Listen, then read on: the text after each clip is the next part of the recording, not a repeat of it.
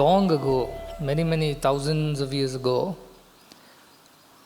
here very close to this place, the Nandi temple where you see, Nandi Bhoganandishwara temple, which is at the bottom, foothills of Nandi, not the top one, the bottom one. That's what, there was an ashram of Kaushika Muni here. And he was performing a yajña for the sake of Loka Kalyanam, because the tradition of performing yajña and upkeeping the Vedic traditions was the most sacred one. And it so happened that this Tataki and her two sons, this Maricha and Subahu, they were not happy with these yajña. They were not happy that all these yajñas are going on, because all these yajña increase the positivity, the purity, the spirituality, and that is not agreeable to the demons. The Rakshasas don't like it, because then they become viveka. That is the idea. These Rakshasas want to stop all this good work from happening. So they all came, Marichi, Subahu and Tataki. All of them came and they attacked the yajña. And they will come every day and do some kind of a mischief and trouble the sages and saints. And this was going on. It was going on for quite some time. Then, says Visvamitra, Kaushika, he thought, let me go and get Rama and Lakshmana to come and fight the demoness and her two sons. And he went all the way to Ayodhya to seek the help of Rama and Lakshmana. They had just returned from their Gurukula. They were still young boys. And he went to Dasharatha Raja, and when he arrived, Dasharatha was very happy. He said, why don't you take seat, take some rest, and then we will talk as to why you have come. And Visvamitra said, no, I have no time for all this. I have come to seek your help. He said, if a Brahmin, and that too a Mahamuni like you, comes and asks for anything, I must give. Ask whatever you want.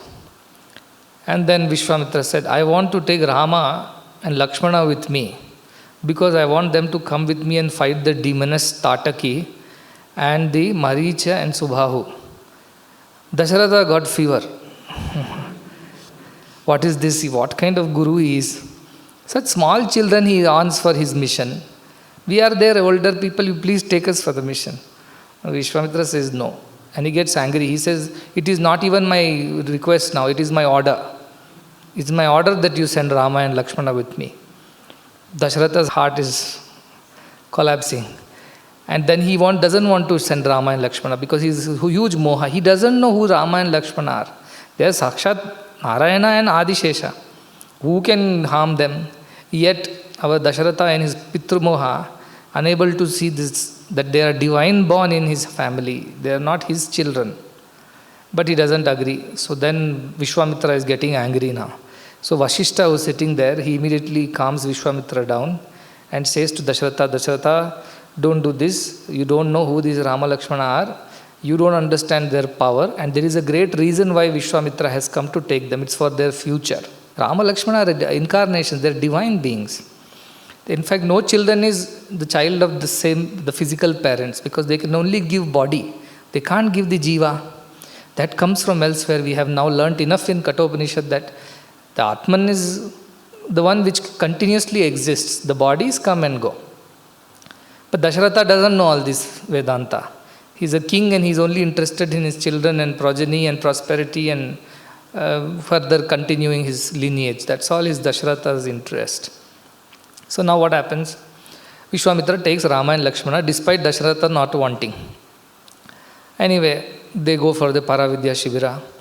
On the way, big forest comes. They have to cross Dandakaranya and come. This is Vindhya. This side of the Vindhya. That side of Vindhya is Ayodhya. This side of Vindhya is Visvamitra's ashram. And in between is a huge Dandakaranya, which is right now the Chhattisgarh, Maharashtra. That area is Dandakaranya. So they both walk. Now Dandakaranya itself is full of Rakshasas. So on the way they finish their training also, killing a few Rakshasas here and there to finally reach Maricha and Subha. So they finish their primary school, high school, PUC and all that.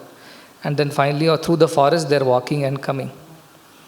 This Visvamitra taught them two big siddhis on the way as they were crossing from Dandakaranya, because both cannot sleep. One has to be awake to protect the others while they are passing through the forest. So for that, Bala Ati Bala, these are the two mantras Visvamitra taught. And what they do, they remove your hunger and they remove your sleep. If you chant those mantras, then you don't feel hungry. Your body absorbs from the cosmic energy and remains healthy. How these rishis in the Himalayas, they don't eat for months and they are able to stay. We have heard of yogis who have not eaten at all for years. Recently only some news article came about one Rajasthan yogi. Finally he left his body, but he had not eaten for more than 70 years. And that was a research was done by the scientists on his body as to how does he survive without eating. But he doesn't eat anything. So all kinds of people are there. Anandamayi Ma was there. She would not drink and eat. She'll always be in bliss. How does it all happen? Because they have some yoga siddhis. So Visvamitra taught this yoga siddhi to Rama and Lakshmana. What is the yoga siddhi? First is Bala Ati Bala. No hunger, no sleep. Because these two things, when they come, we can't control our body. If hunger comes, we cannot control. Our mind will be in our stomach then. And if sleep comes, we cannot control. We will naturally fall asleep. Even in the midst of a war, we will fall asleep if we are sleepy. So these two things is very difficult to control. And see, they are the first two instincts. Ahara, Nidra, then Bhaya Maithuna. So this Ahara and Nidra have to be controlled in order to grow further. So Visvamitra taught, this is Bala and this is Ati Bala, and both of them learned the mantra. They walked all the way from up north to this area. They fought the war with our Tataki. And they fought the war with Maricha and Subahu. It so happened that Subahu was destroyed, Tataki was destroyed, and all the other local Rakshasas who were accompanying them were all destroyed. Only Maricha, when he hit, he went and fell so far, it seems. Maricha alone was not destroyed. Now there is a significance. Because later on in Ramayana, Maricha only comes like the Mriga Maricha, Maricha Mriga, golden deer, and helps in abducting Sita. So he had a role. If Rama wanted, he could have destroyed this Maricha only then and there. But he didn't destroy. He left him. Because Ramayana has to happen. So there is a drama. That's why it is all Ramayana is Rama's drama. So there was a reason Rama left this Maricha, didn't kill him. And all this war happened right here, not very far. And the first Shivlingam here in this temple was installed by Sri Rama only. Very small lingam in the ashram of Visvamitra. And then they left back. And on the way again they met. They went to Sita, got married to Sita, and then went to Ayodhya. All that happened. Visvamitra took care of all that. Why I am saying is that this is how it is. Yada yada hi dharmasya glanir bhavati bharata. Whenever there is a decline of dharma, what is decline of dharma? Atma dharma. When we forget that we are divine and we behave like animals and humans, in fact more animals than humans, we are forgetting our true dharma. That is when Lord comes in some way or some form or the other. And He protects the virtuous. And He corrects the wrong. Teaches them and corrects the wrong. And after that only the Lord leaves. So Ramayana started with the correction or protection of Visvamitra and destruction of Tataki and Subahu, and ended at finally killing of Ravana. So Rama had come only for that, to preserve the dharma. In Kali Yuga, where is this dharma, where is this yuddha? It's happening within our own hearts. Our dharma is to realize who we are. Forgetting that, everything else we are interested in. Food, clothing, entertainment, education, employment, enjoyments, it goes on. But nobody is interested in this Atma Dharma to realize who they truly are, knowing which everything is known, it is said. That nobody is interested. So at that point in time, when the Maricha, Subahu, Tataki are all inside us in the form of our raga, dvesha, moha, krodha, kama, matsara, these are the Rakshasas, ariṣaḍvargas they are called. There are 6 Rakshasas, kama, krodha, lobha, moha, mada, matsara. And what do? A yajña is going on inside us. Aham vaishvanaro bhutva praninam deha brahmarpanam brahmahavi brahmagno brahmanautam.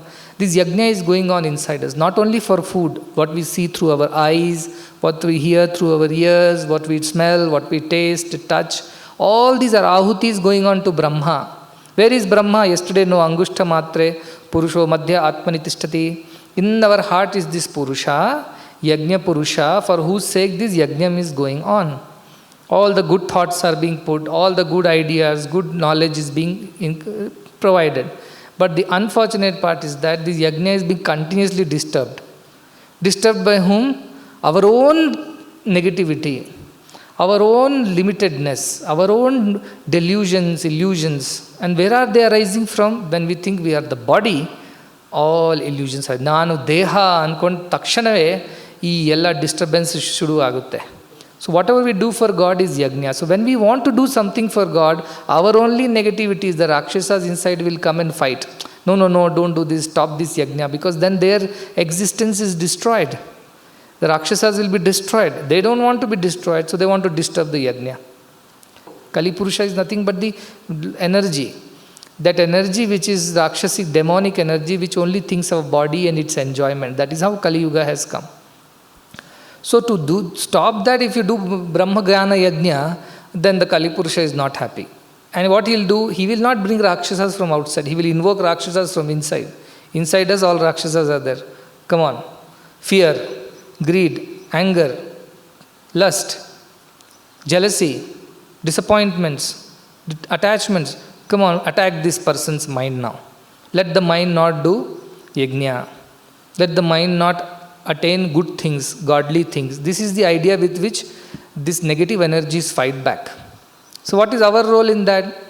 We should invoke the blessings of Rama Lakshmana. Who are Rama Lakshmana within us? Viveka and vairāgya.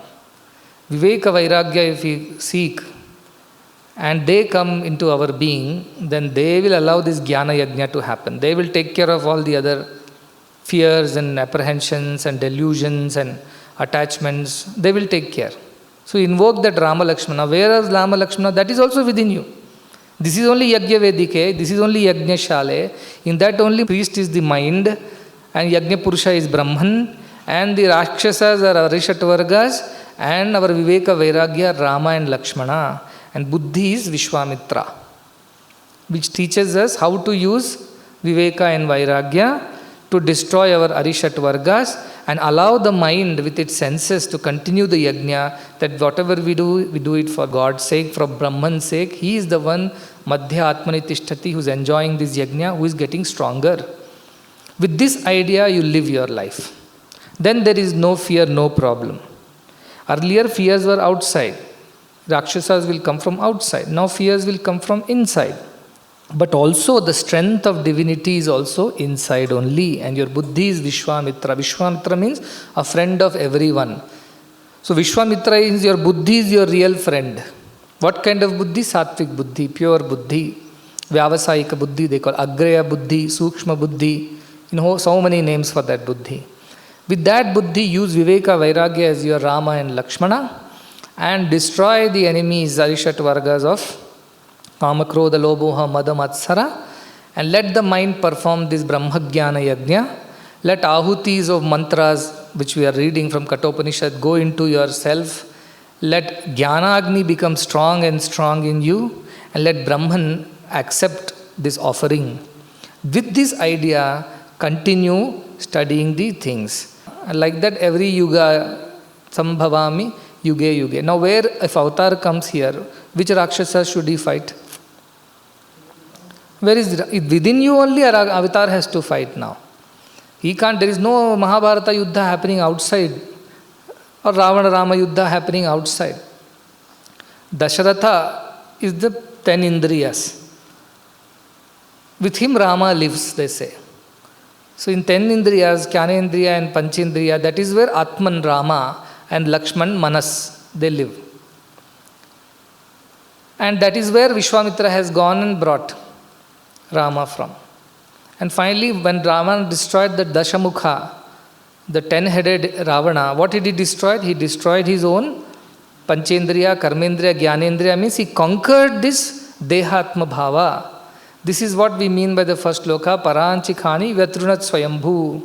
The Lord destroyed the senses. It means he conquered the senses. Like Rama destroyed Ravana, 10 heads of Ravana are representative of 10 senses. Karmendriya and Jnanendriya. Sabda, Sparsha, Rupa, Rasa, Gandha. Jnanendriya, Karmendriya is Vak, Padi, Padam, Upastha, Upayuhu.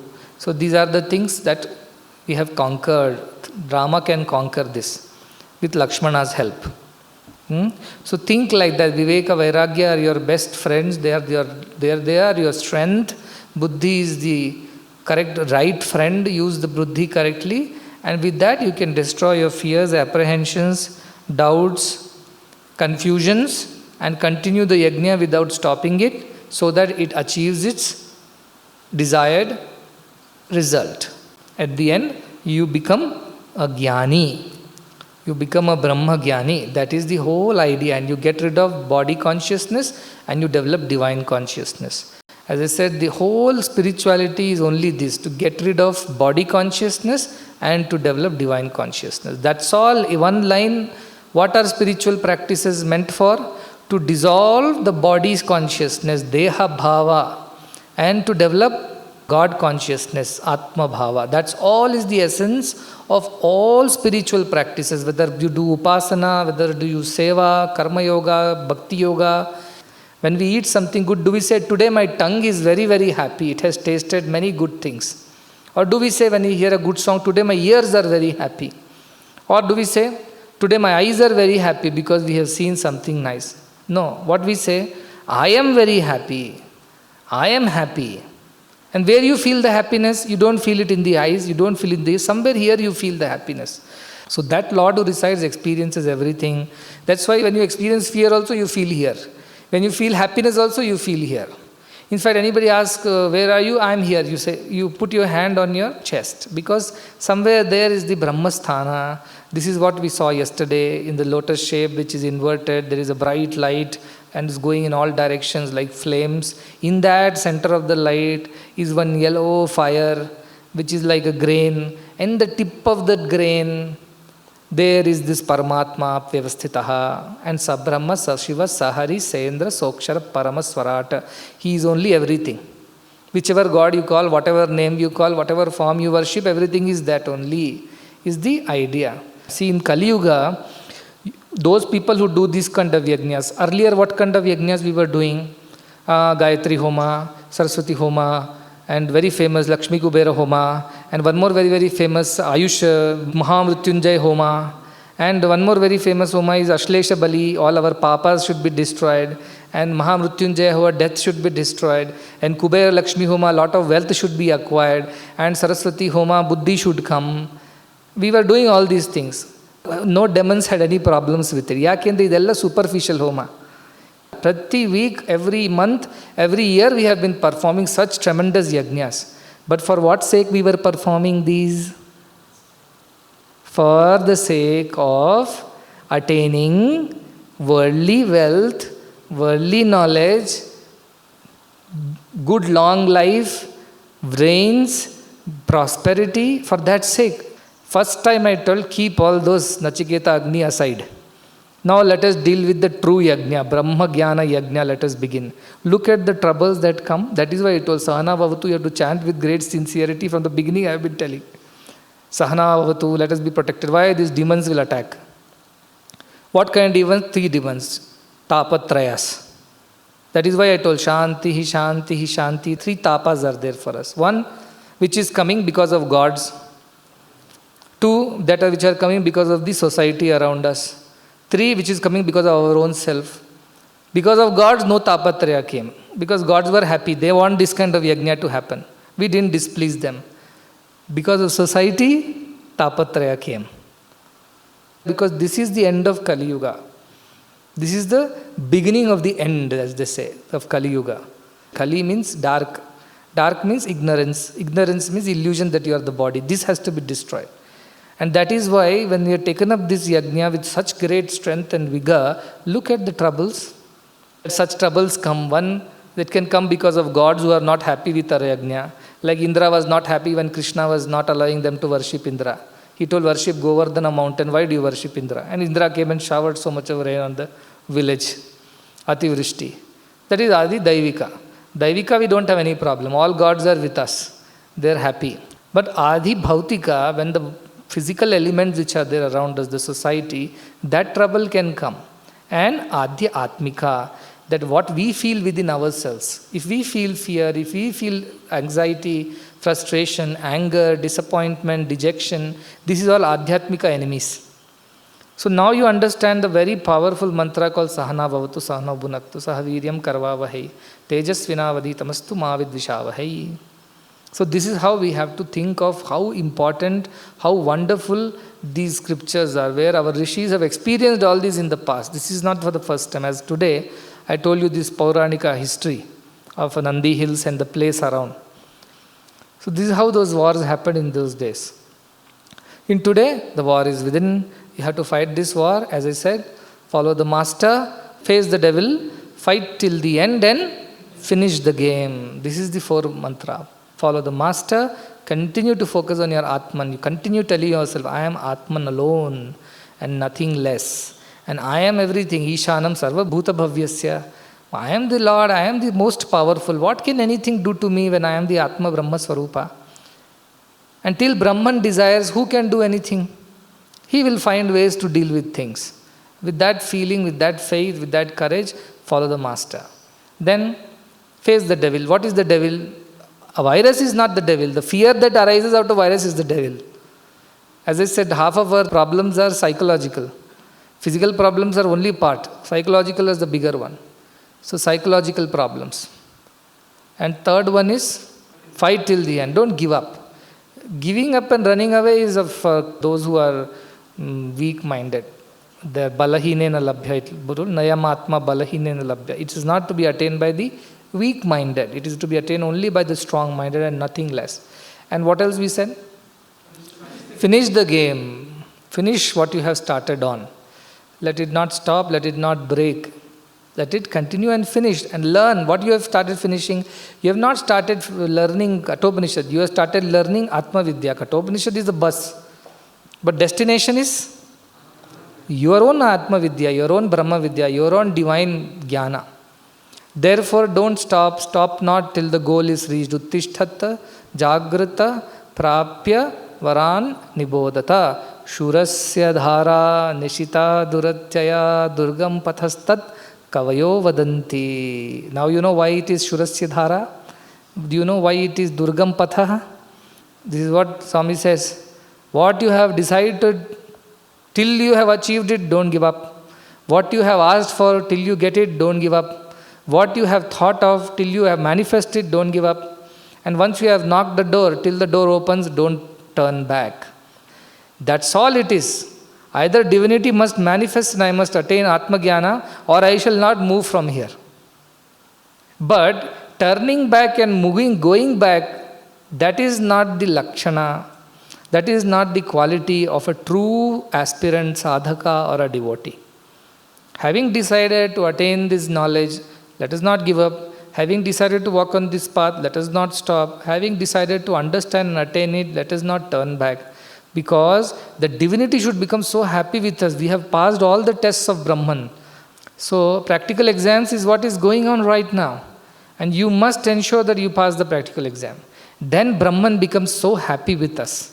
He says, here are true aspirants. They are not weak-minded, fickle-minded people who little I shake the boat, rock the boat and everybody is now feeling the heat.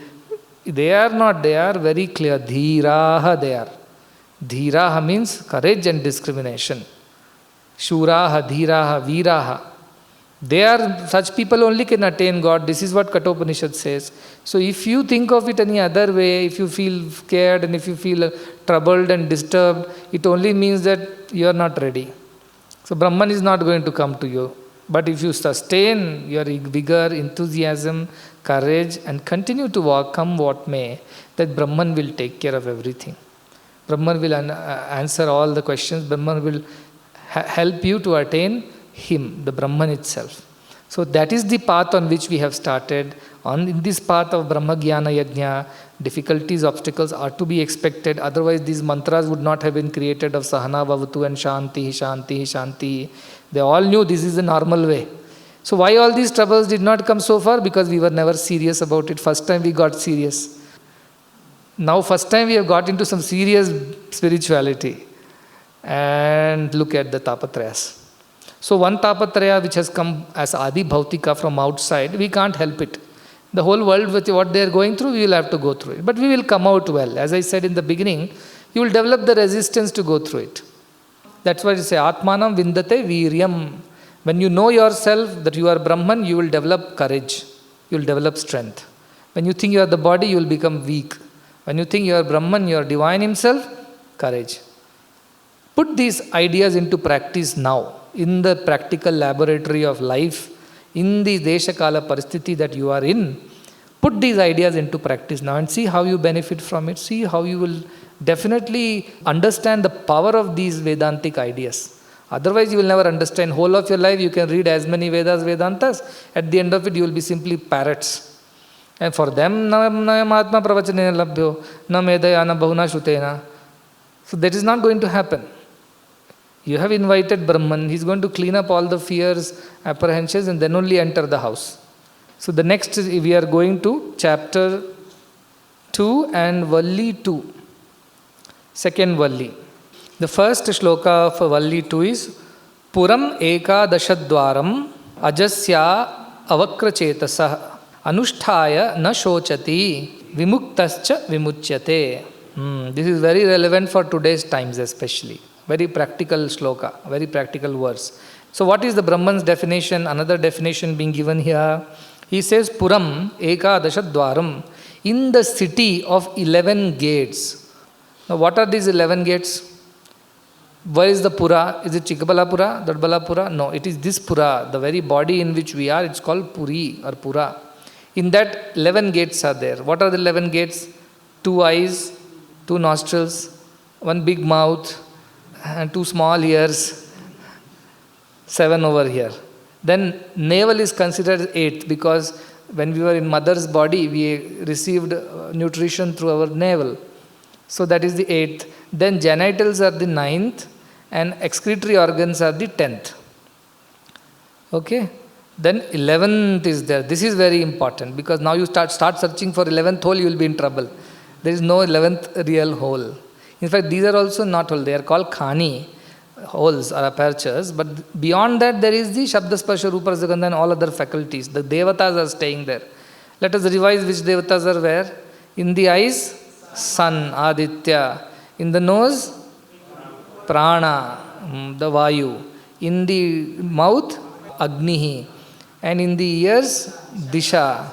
In our navel, yama as apana vayu. In our genitals, varuna as the water. And in our skin, vanaspati oshadhaya, the gods of vanaspati and oshadhaya. And in our heart, from where moon has come, moon is there in the mind. Where is the mind? Mind is everywhere. It's a kosha. But moon is the deity of the mind. And in the heart, what happened finally? Aitareya Upanishad. Brahman came. Brahman decided. So we'll just go through one shloka of the Aitareya Upanishad just to tell you what it is like. 11th verse of Aitareya Upanishad says, Sa ikshata, he thought. Who? Brahman thought.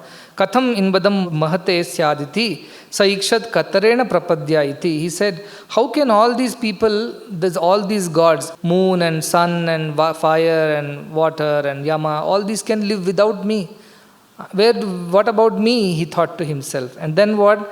Sa ikshata. He thought to himself, Yadi vacha abhivyahrita, if the mouth knows how to speak the vacha, and prana knows how to smell and get the energy, and eyes know how to see, and ears are for hearing, and skin is for the touching, and mind is for thinking, and apana is for excreting, and the varuna, which is in the genitals, is for the creation. Then who am I? Koham iti. This is a very important question. This question we don't ask at all to ourselves. We ask others. Kastam, kastam, kastam. Who are you? Who are you? Who are you?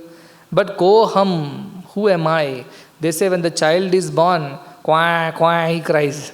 Actually in that cry there is koham, koham you have to hear. So he cries, the baby which is born cries koham, koham, koham, koham like that. And we think baby is crying because it's hungry, baby is crying because it's uncomfortable. Actually baby is crying saying, where have I landed again? Who am I? Who are these strange people here? staring on me and making all kinds of funny noises and gestures and face expressions. Who are these crazy people, the baby thinks? Why am I landed here? Who am I? That Brahman thought. Every gate has been occupied by some god or the other. I have to also enter this body. This is a poetic way of telling. So what did Brahman do? He went to the 12th verse of Aitareya Upanishad tells this. You can read it at your leisure when you have time. This is 11th and 12th verse. In the 12th verse it says, Sa etam eva simanam vidayairtaya dvara prapadyata. What he did, he went to the top, crown of the head, right on top. And what he did, he split it open. Now don't put your finger and search where it has been split. It has not been split physically because Brahman is not physical body. He entered through the Sukshma Rupa, in the subtle energy form. And where from he entered? Obviously the best part of your body is your head. And the highest part of your head is the crown of head.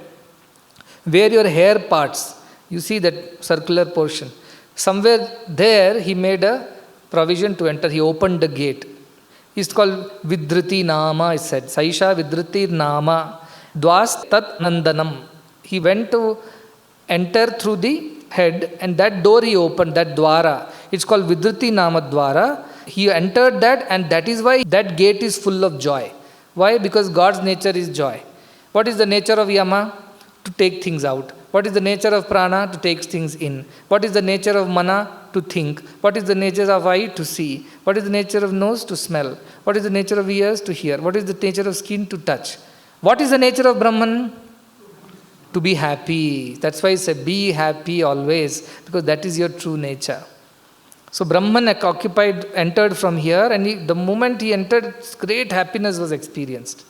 And what happened? Brahman came and settled down in the heart. Remember, heart was empty. That is why that heart is not the physical heart as we saw. It is the space. In deep sleep stage, he stays in this portion. In dream, he stays in this portion, between the eyes, they say. And in the waking, he stays in the right eye, they say. So in the waking, we see the world through our right eye. With little focus, you will know. The first impression that comes is through the right eye, and the left eye complements it immediately. The first reaction is from the right eye. Don't say, no, I am a left-handed, so my left eye should work. No, for everybody, right eye works first. And then left eye comes and completes the image. So that is why Brahman lives in the right eye during the Jagrata Avastha. Brahman lives in the Bhrumadhya, this is called Agneya Chakra, in the Sapna Avastha. And Brahman lives in the heart area, in the Sushupti or Turiya. So that is the idea. And he says, Tasya Traya Avastha Traya Swapna. And all the three are three places where he lives. Avastha Traya it's called. In Jagrata, Swapna and Sushupti. And each of them is a dream only, is written in Aitareya Upanishad. It means this waking world is also a dream. And dream world is also a dream. And the deep sleep world also is a dream. Why it said so? Because Brahman alone is real. Brahma Satyam, Jagan Mithya. Jagat is like the shadow, reflection of Brahman. In Master of the Mind, you have heard those talks where you know that all that we see, hear, taste, smell, touch is nothing but a reflection. Where is the truth? Brahman alone is the truth. So that is the idea that all these three stages are only called as dream stages. Though we call waking, dream and deep sleep. But Aitareya Upanishad calls, he stays in three dream stages. And he says, and the Brahman says, I shall live here, I shall live here, I shall live here. So Brahman says, Ayama vasatho, Ayama vasatho, Ayama vasatha iti. I shall live in this place and this place and this place. So he occupied like this the things inside our body. So that is the idea. We'll go back to the Upanishad again now. It says, Puruṣam ākādāśadvaram. So to explain to you the ākādāśadvaram, the 11th door, from where he entered, I explained to you the Aitareya Upanishad. That's why we touched upon that. And what is its nature? Ajasya. It is never born. How important this word is. Body is born and body will die. But Brahman who entered the body was never born. Suppose bulb is there. If bulb gets fused, you can replace the bulb in the bulb holder. Bulb died, but electricity did not die. But electricity was not expressing because bulb died. Like that, Brahman was not manifesting because your body died. You couldn't make out. But when Brahman is expressing, only body is alive. That's why I said, don't worry too much about your body. It's not because doctors, it's not because of you eating food on time, it's not because of anything, it's because of Brahman that body is functioning. It's not because of anything else. If you have a very beautiful bulb and a socket and an ornate holder and no electricity, what's the use? Likewise, you're living, breathing, talking, eating, sleeping, everything you're doing only because of the presence of Brahman within you. If Brahman is not there, nothing will work. That is the idea. This Chaitanya Shakti is what is making. So he is ajaha. And then avakra chetasaha. How is his buddhi? Avakra buddhi. Avakra means without any distortion, without any deviations. It's straightforward. Straightforward means it is one and the same all the time. Because Chaitanya is undisturbed by anything that happens. I give this example. In the world outside, bhutakasha, objects are moving, but the space is not moving. Then go inside into your chittakasha, thoughts are moving, but mind is not moving. Then go further into your chidakasha, the awareness, hridayakasha. All the awareness is coming and going, but that is remaining as it is. So he is avakra chetasaha. Your happy feelings and sad feelings don't affect it. They come and go like the clouds go in the sky. If the rain, sky does not become wet. If there is a lightning, sky is not burnt. If there is a smoke, sky is not becoming suffocated. Nothing happens in the sky. Likewise, avakra chetasaha. Nothing happens to the Brahma Tattva which is within. And then what should we do then? He says, anusthaya na shochati. Do anusthana. Anusthana means meditate on that.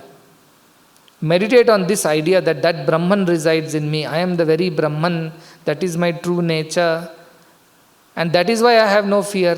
That is why I have no attachment. That is why I have no anxiety. That is why I have no apprehensions. Because I am Brahman.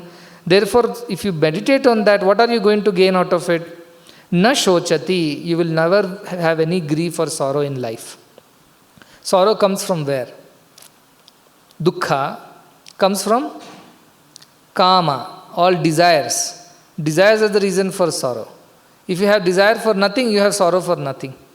When you desire for something only, if you get it, you are happy. If you don't get it, sorrow. So the idea of sorrow is when you develop desires, all kinds. Don't have any desire, nobody can make you happy, nobody can make you sad. Somebody asked me, in brahmajñāna, should we be happy or not? Because you say harsha shoko jahati, both happiness and sorrow have to be discarded.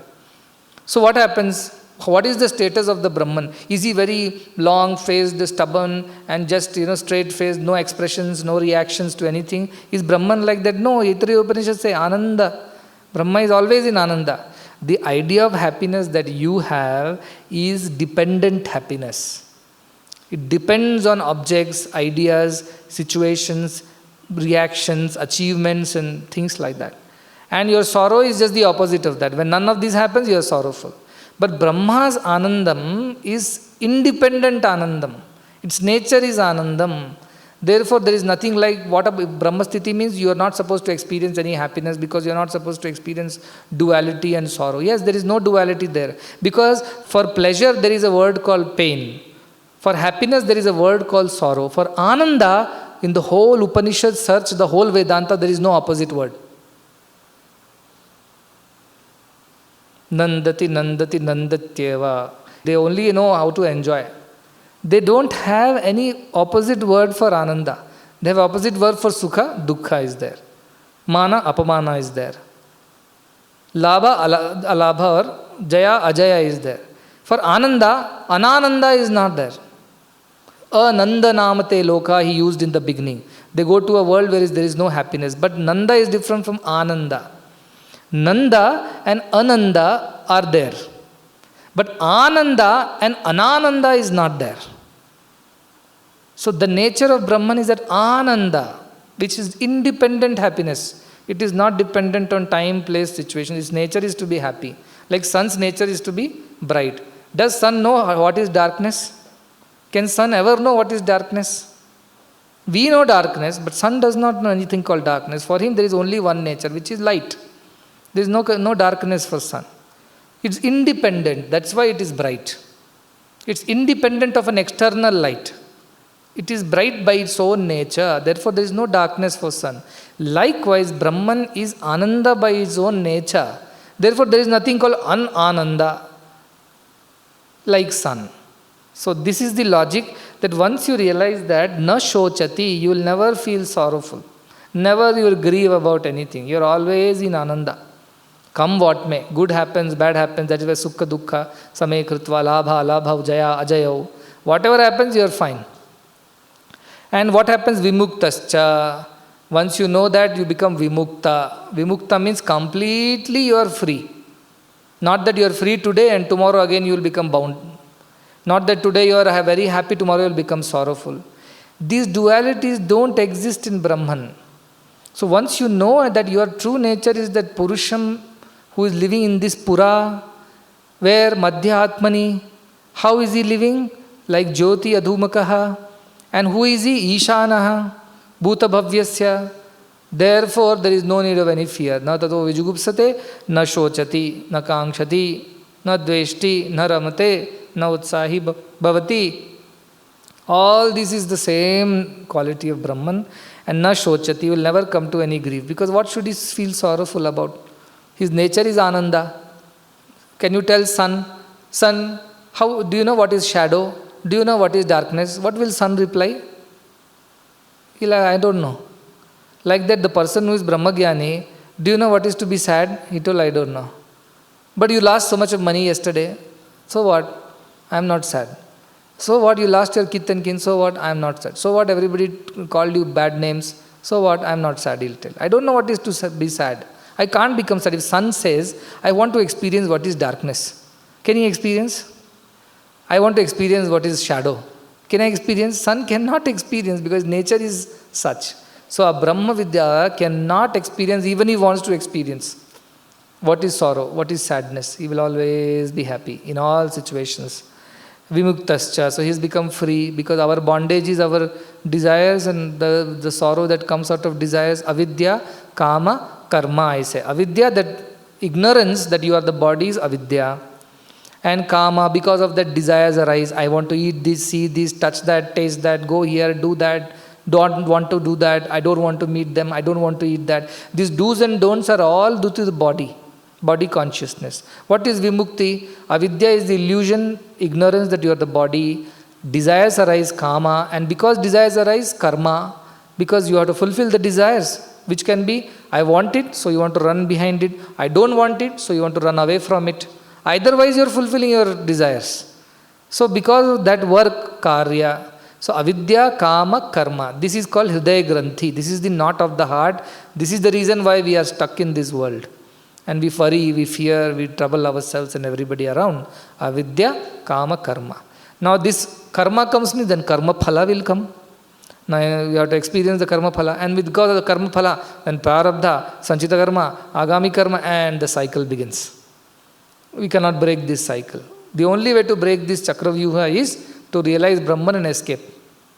Otherwise you cannot escape. That is the idea. So he says the one who realizes anushtaya na shochati vimuktascha vimuchyate. Vimukta now becomes free from all the limitations and vimuchyate. Ultimately when he meets his death also he is free.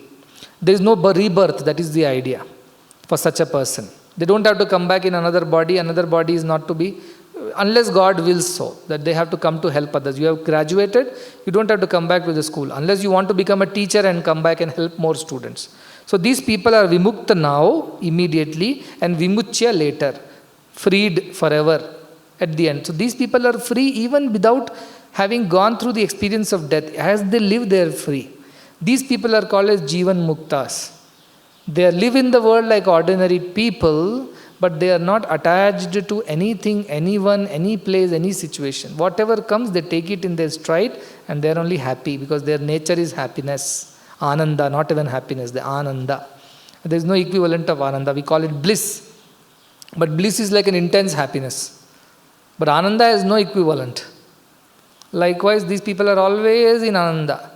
And what do we do? Vimuktascha, they are free from all bondages now and hereafter. Now as they are, and when they leave the body also, they are free.